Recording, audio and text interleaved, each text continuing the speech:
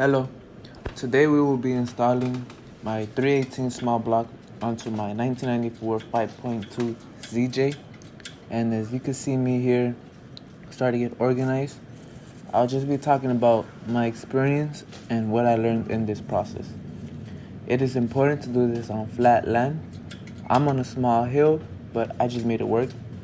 I'm using a 2-ton crane along with a 1,500-pound engine chain, and it was important for me to remain focused throughout this job.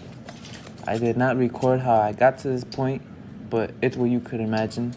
I began removing all accessories and sensors, and I found it easiest to pull out the original engine with it stripped with only head cylinders remaining. This was my first time doing such a project.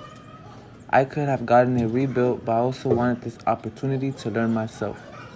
Head gaskets were worn, as well as piston ring replacement needed on especially cylinder 8 and 6. Engine was baked with oil and most likely had cracked heads, as 318s are so notorious for. I figured I had to get this out of the way at some point. I started first having the engine hanging on the crane as I attached the flywheel bolts at 55 foot-pounds. As I had to use a long flathead to hold it in place as I tightened the bolts. As you see me here lowering the engine, I'll break the secret. This first strategy didn't work. I originally planned to install the engine with motor mounts already installed on the engine.